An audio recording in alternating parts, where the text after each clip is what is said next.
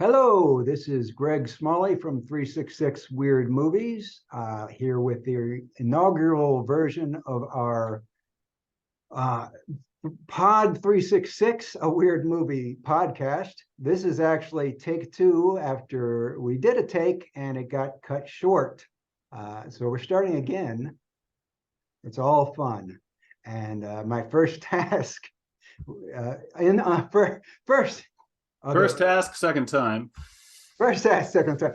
First, I describe what this podcast is about. It's about weird movies, and we're going to just discuss the week's new releases, theatrical, on-home video, and film festivals, and reviews, and news, and things like that.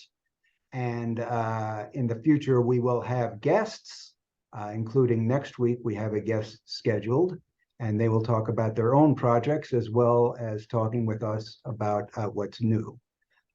So my first task is I guess it's my second task now, is to introduce my co-host for this week's episode, Giles Edwards, who you can already see and have already heard. Giles, how are you doing? I'm doing well, thank you. How are you doing? I'm doing fine. As we joked before, you have mellifluous tones. Yes, yeah. I cut my teeth with that. I used to work in a phone bank doing troubleshooting for pharmacy benefit manager, and so that honed some skills that I had started developing since my elementary school chorus days under Mrs. Reister, who was always very sure that we completed our words. And so eventually I fell into the habit of recording myself reading things, mostly public domain authors of the sort of odder variety, your Poe, your Lovecraft, to lesser extent, Washington Irving. I recently did a recording of Legend of Sleepy Hollow. And I've also worked with some electronic synth, ambient, goth, dark, anarcho-leftist Canadian musicians that have taken to my way of reading things. We have the entirety of the Innsmouth Horror recorded with a custom score from that group of people. They've done scores for a couple of my Poe readings, and beyond that, I have a creative project of my own that I work with, actually. Penguin Pete Turbovich, another 366 reviewer, is our resident story master and ideasman, and then a couple other writers and a young woman also from Canada voicing the female parts in Average Joe Travels the California Inscape, which is a 1940s radio noir style with paranormal things going on, a bit of deadpan. And we will actually be gearing up our 6th season story arc quite soon for that. And Giles, most importantly, now you need to work on your plugin game because you forgot to tell people where they can find these recordings. Oh, well, if you follow me on Twitter at Giles4You, that's one way. I'm occasionally showing up in Nepotism Corner on 366, thanks to Greg here, and on SoundCloud. I am under the sobriquet Orson Bennett. Okay, and the Average Joe series, is that on the Orson Bennett page, or does it have its own SoundCloud page? That has its own. That's on the Orson Bennett page, right at the top as a featured link. Pete Turbovich is actually working on a broader website to house my stuff, his stuff, other artists that we've collaborated with, their stuff, so that will be forthcoming. And the dark ambient Canadian electronica, etc. band, is their name intended to be kept secret? Oh, no, it's not, Greg. It is Ignore That Door, at Ignore That Door on Twitter, and they also have a website and a YouTube channel. I believe it's Ignore That Door on YouTube will get you access to all of their work. They have made a commitment never to charge for their own solo projects, and I have happily lent my voice to a number of those, even outside my narration co-productions with them. So Ignore That Door on Twitter at Ignore That Door, YouTube channel Ignore That Door will get you to there. Dark Music for Dark Times, I believe, is their motto, which should help tip you in the right direction. All right, and I only have one thing to plug. That's something some of you might be familiar with. 366 Weird Movies at 366weirdmovies.com. That's the numeral 3, the numeral 6, the numeral 6, weirdmovies.com. And you'll be able to see this here. If you are watching this on the website, you don't need directions. If you're watching this on YouTube or maybe listening somewhere, you might want to go there and you'll find some more links and a lot more weird movie coverage, including the entire list of the 366 weirdest movies of all times as judged by our staff, plus new additions that have come along since then. Gosh, Greg, why 366? Oh, that's every day, one for every day of the year, plus an extra for leap years. Because I don't, 2022 was 2022 a leap year? We might have had 366 days. Was it 2020? Yeah, 20, we don't know. 20. But regardless, 2020, I think it's regardless, some years have 366 days, and we want to honor that. We don't want to get stuck in a leap year with a day without a weird movie. No uncertified movie. Yeah, that'd be a dark day indeed. Also, all this year, we're hosting free movie screenings, which can be joined often by a Discord or by Netflix or Amazon Prime. And anybody's welcome to join in. You can find the information on the website. And this year, we will be publishing a book of all 366 weird movies. Finally, regardless of whether I get an external publisher to do it or we have to go the independent route. Send it to a monastery to be hand scribed. Yeah, that'd be we're doing it. We're doing it this year. We're doing it this year, no matter what. I was in the negotiations with a publisher, and they kind of just fell through at the last minute, which I guess happens in the publishing game. He wanted to do, a big book, color, lots of color photographs, and it was going to be too expensive. They weren't going to make their money back. And he didn't want to do a scaled down version. I'm fine with doing a scaled down version. The original, some of the original Danny Peary cult movie book was all black and white. I'm fine with that. So, yeah, I think the trick with this is to get it on a syllabus at a college. Yeah, right.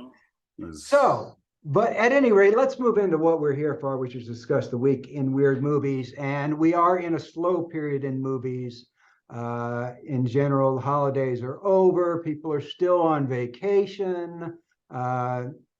It's Oscar movies. People are talking about Oscar movies in the run-up to the Oscar race, which rarely involves weird movies. Not much is getting released. The movie calendar in general sort of kicks off with Sundance when all the bigger indie movies come in and they get some buzz going, and they get buzz going for the year. And Sundance is coming up in a couple of weeks, and that makes it a good time for us to preview it. However, Sundance almost never has any weird movies. Swiss Army Man snuck in one year, and we were happy for that. They're great movies. They often have great movies, but weird movies, not so much, not even in their midnight section. Mm-hmm. So there's also, though, in Park City, Utah, running concurrently with Sundance, there's a little punk movie festival called Slamdance that features low-budget movies and movies from new directors. And Slamdance often has much weirder movies. So we are going to be covering nothing from Sundance, and we're going to be covering a number of things from Slamdance. And so we're going to go over those movies a little bit later. Let me wet my whistle there. But first, we're going to talk about there was one home video release of note this week, and that is the Criterion channel, or the Criterion Collection, is releasing Terry Gilliam's The Adventures of Baron Munchausen, the third movie in his Imagination trilogy. And Giles, as we were talking before, this was one of your favorite movies. Yes, this was a movie that I grew up with watching it. We never owned it, but I would say up to every other time we went to a video rental place, that was something I would choose out. So it's really always been part of my storytelling movie memory. And I think it, like so many of his works, they've had kind of bad luck when they were released. Many people know the whole Brazil thing. There's always, money things with anything he's doing, because he has a particular kind of vision that is very vibrant and engrossing while simultaneously not being considered marketable. From my understanding, like the budget for The Adventures of Baron Munchausen was huge, certainly for Terry Gilliam. And he had to work hard to try to justify and cajole to get this very fantastical vision of his put on screen in an adequate way, in a good way. And so that whole process you can sort of see buried in just there's a grandeur to that film that really speaks to Terry Gilliam's imagination, his burning desire to tell stories. And at the same time, you can see how it's skewed toward family friendly, might be too strong a phrase, but it's definitely not unfriendly to the family. It's got a very broad appeal. Certainly, it appealed to me, members of my family, which may or may not be saying much one way or another. But it's a film that I think is at a great cross section between an artist's vision and studio viability. Yeah, it's a blockbuster type of movie. It's with a very weird, I shouldn't say weird. We don't consider it a weird movie like the previous two movies in the series, Time Bandits and Brazil, were, had moments of true surrealism in them, and Munchausen doesn't. They're all considered part of the same series, even though the movies really aren't that connected. I don't know if people know, but the Baron Munchausen was a story written by a writer whose name is not at the tip of my tongue, German writer. It's been adapted several times. It was adapted by the Nazis in a version that was kind of boring, and it was adopted by a Czech animator named Karl Zeman in a version that is amazing. And Terry Gilliam's a big fan of that version, and that made him want to do his own version. But Munchausen was a character who was supposedly a spinner of tall tales, and he would tell stories about himself going to the moon and meeting the man in the moon, who in Gilliam's movie is played by Robin Williams. It's just his head on a plate, and he flies around, and he meets Uma Thurman as Venus rising from a clamshell, and Eric Idle is in there as the world's fastest man. I believe it's Eric. Oh gosh, and I'm kicking myself. The lead guy, the lead actor in The Devils plays Hephaestus. Oh, okay. Oliver Reed. That's it. My apologies, Oliver Reed. But yes. So yeah, it's a very fun movie. Not a weird movie. It's more of a fantasy, outlandish, grandiose. But we don't judge it as a weird movie. Nonetheless, it's of interest to a lot of people. We've got a lot of Gilliam fans on the site. I'm a Gilliam fan. Giles is a Gilliam fan. It's on Criterion, on Blu-ray, and Giles. Oh, yes. And for those with the right equipment, 4K UHD with super sound, all, of course, approved by the director, as Criterion likes to do. I somewhat recently got a large television, which I think could handle it. I don't know if my older Blu-ray player would shall we say, translate the source material to that screen adequately. But No. regardless, Blu-ray is very nice. As I don't have a UHD player, and as we discussed before, I don't know anyone who does. I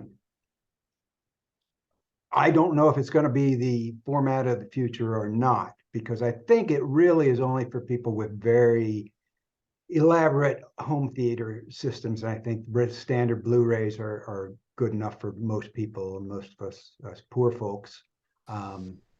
However, I'm sure like there'll be some videophiles who are going to tell me I'm dead wrong, and you can see the difference. although they're probably not as adamant about the handful of people I know who are keen supporters of 70 millimeter, that rare breed of people. I have met some at Fantasia that collect prints of movies. Oh, and, yeah. You know, and we'll talk about the beauty of 70 millimeter, and I can only say I believe you. Well, that gives us a good lead in, but because speaking of old formats, Criterion Collection originally issued The Adventures of Baron Munchausen on LaserDisc. And then they lost the rights to Sony, or the rights reverted their deal. And now Criterion has just got it back. And one of our own correspondents, L. Rob Hubbard, had The Adventures of Baron Munchausen LaserDisc. Wow. Because he is, of all our writers, he is most certainly the film geekiest of all. And he collects stuff like that. He loves stuff like that. And he actually, hopefully we can get him on screen sometime as a co-host, but he wrote some notes about this, which I'm going to read off. He's actually compared what they had on the LaserDisc with what they have on the Blu-ray. Now, there was a 3-part documentary on the LaserDisc that they ported over to the Criterion Channel Blu-ray. He likes that. It says there's a feature in this new one, this new Blu-ray, to watch the film with a trivia track. Little factoids that pop out in graphic form through the running of the picture.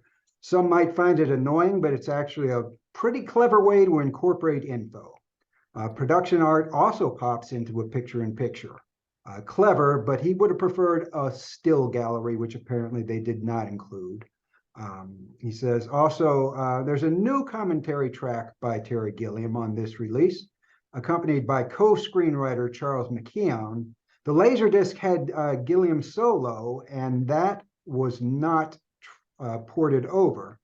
He says it's understandable, but it would have been good to also have included that solo track because it's a tad more techie, and that's not bad at all. But he says he also has, I guess it was more recently recorded, and he says the tone, Gilliam's tone is kind of post-PTSD of the experience, but he's still proud of the film that got made.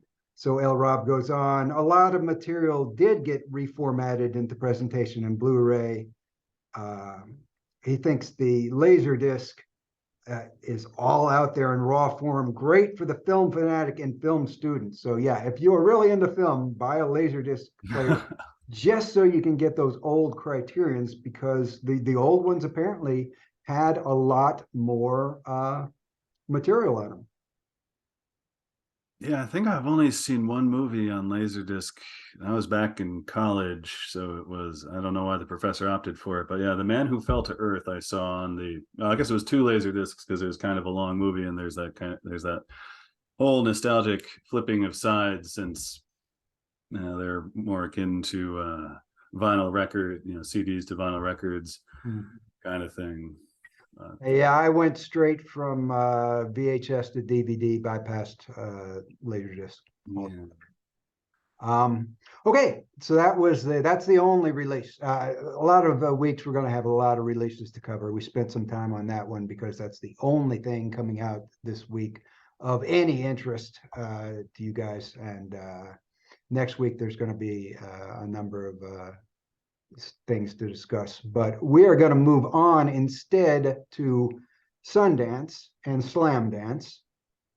And as I said before, Sundance doesn't look, the lineup doesn't look like anything we'll be interested in.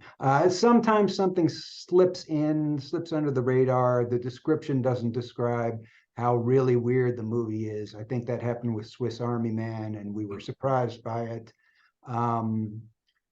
There is one movie that people may want to look out for at Sundance or when it is released soon after, and that is Infinity Pool by Brandon Cronenberg. And that trailer has been circulating for a while, and people seem pretty excited about it. Giles, what did you think about the trailer for Infinity Pool? Oh, having viewed it just earlier this afternoon, I'd say I'm definitely intrigued. I have every intention of watching it whenever it becomes available outside of the festival. Definitely lots of splashes of Papa Cronenberg in there. A lot of the lighting, there's definitely some body stuff going on there. And the premise seems vaguely menacing in a turning on the head of the wrong man scenario. As for whether or not it's going to be weird, I would not be surprised if it were. Simultaneously, I could see how such a Cronenberg thriller style trailer might advertise some of the odder elements that might just be padded with either more technical, differently interesting stuff, or otherwise not too weird, standard kind of sci-fi thriller thing. So obviously I'm hoping that we have another film to consider putting on the list. Yeah, the other Brandon Cronenberg films I've seen haven't been super weird. His first antiviral came close, actually. You would probably call that a weird movie because the premise is so strange. The premise is that in the future that people will pay to be infected by viruses that are the same strain that have previously infected celebrities. So, and you're a big Taylor Swift fan. She caught a cold. Somebody, swiped her tissue, got the virus, cloned it, and her fans will pay money, good money, to get infected with that. And it had some very trippy scenes in it. And it's the other movie I saw, Possessor, came out more recently. Again, very trippy visuals, more of a regular science fiction horror hybrid. This upcoming movie, the premise appears to be something about cloning people to be executed in your place. In this weird city, country where every crime is executable by death, with that caveat. Right. So yes, there's a kind of maybe there's a twist to it. I bet there might be more than one twist. And another thing I like about the movie that's coming up is it has Mia Goth in it, who is very hot right now, having made X and Pearl this year. And to be honest, I like Mia Goth in everything she's been in, and she tends to pick weird projects. She doesn't do very normal things. So I think her presence is a good sign. And you can't go wrong with Skarsgård either. Alexander, right? There are numerous Skarsgårds. Oh, right. Out there, right? We the one we're dealing with is Alexander, I think. Alexander. Well, I haven't seen a bad Skarsgård on screen. All the Skarsgårds are great. So there's another actor named Skarsgård who does the Lars von Trier movies, right? Yeah. I think they're related, but it's not Alexander. Okay, so that is Sundance. We're going to dismiss that pretty quickly. Infinity Pool is the name of the movie you want to see there. We'll have that trailer on 366 Weird Movies. We posted it before. We'll post it again. Moving on to Slamdance, however, there are 3 features I am interested in, and Giles is going to cover all their shorts and pick out the ones that are weird, aren't you, Giles? That's exactly what I'm going to do. Yeah, I like the shorts program for any festival I've covered has always been rewarding, both individual films within it, but in the broader frame, a lot of good, shall we say, curation of the shorts. And so I'm looking forward to seeing how things are grouped. I think there are at least 3 blocks of shorts that are all going to be somehow thematically or tonally similar to one another, but I'll be crashing through every single one of those in the hopes of, well, I'm counting on being entertained, but in the hopes of getting some names of young up and coming talent, because short films are the more traditional route for a young creative storytelling filmmaker type to get noticed. I've described it as basically their business card is like, this is what I can do. And my hope is that with at least the ones I like, the directors and other talent behind the shorts move on to the longer form, either in film or in television series, depending upon how effort and fate dictate for them. So I always do try to see as many short films as possible in Slamdance and also in Fantasia, which I've had the pleasure of covering. Yeah, and the shorts in Slamdance have a greater tendency to appear on the web on either Vimeo or YouTube for free. So there's a good chance that later on we'll get to see some of those, and we can embed them at the site. Fingers crossed. That has happened before. So as for features, there are 3 features playing at Slamdance that I'm particularly interested in covering. Giles and I both have a virtual press coverage, so we can look at all the movies that are playing there, and maybe some of them that are weirder than they appear on their one-sentence synopsis on the Slamdance website. And if so, we'll definitely bring those to your attention. Man Under Table was a film we discovered at Slamdance that we liked quite a bit, that got picked up by Arrow. So Slamdance, some of the movies break out, even though they're all are low budget movies. Dave Made a Maze is a movie that played Slamdance that a lot of people really like. I think Giles's review was not as enthusiastic as a lot of them, but that movie has a whole lot of fans. Yeah.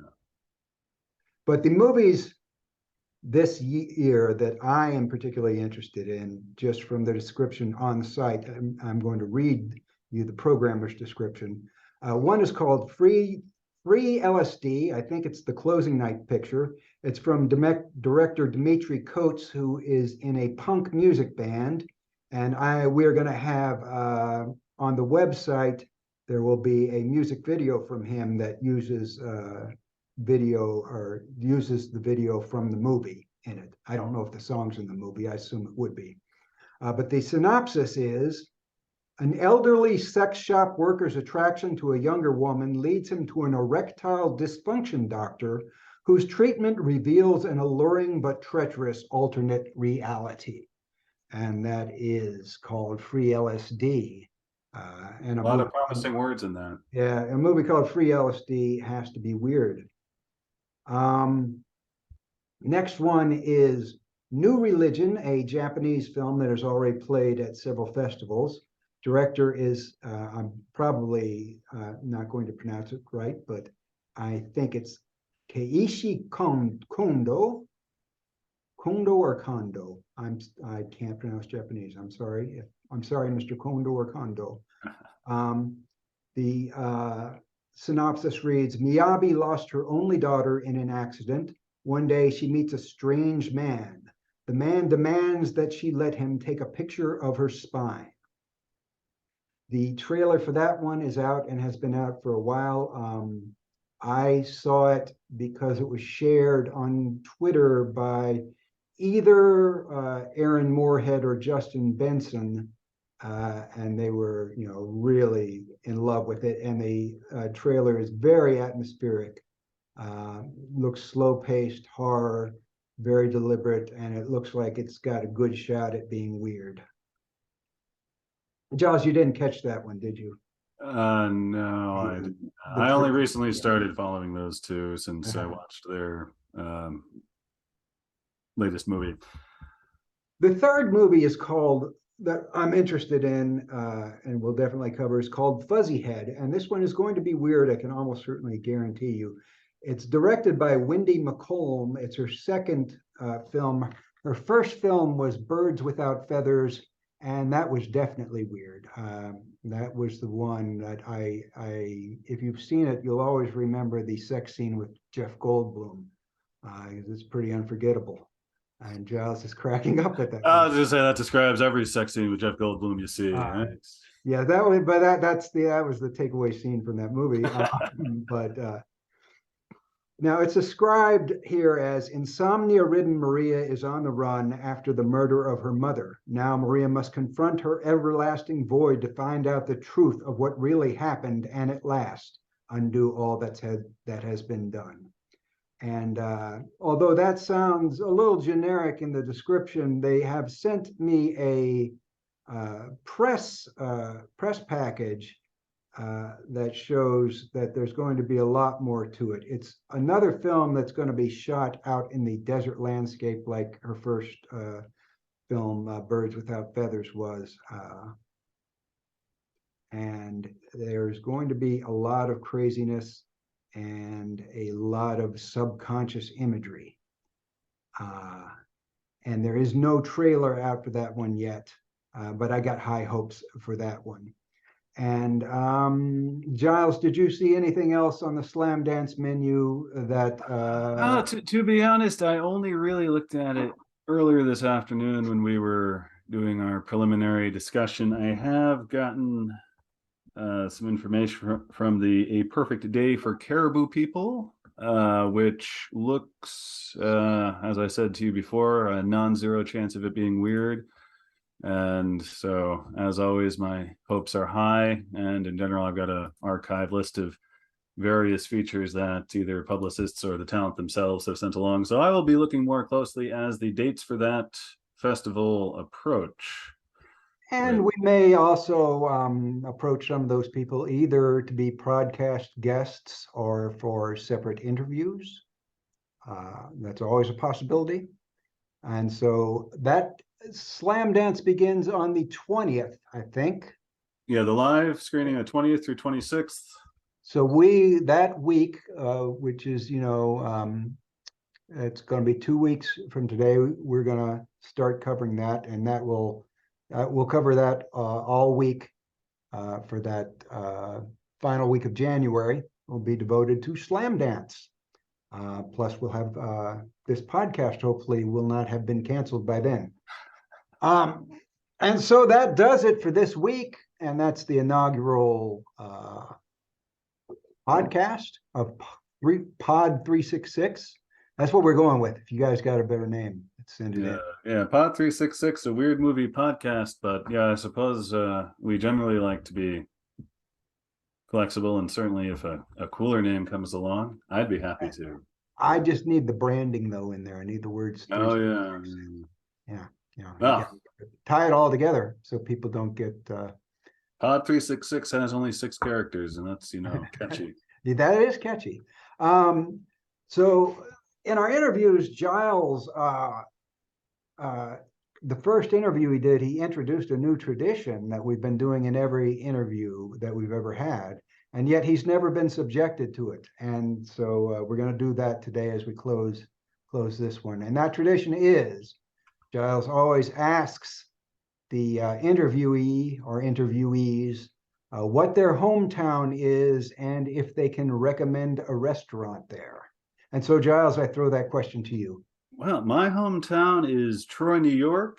To give you a sense of where that is, it's about a 3-hour drive north of New York City, right along the right-hand edge of the state as you're looking at the map.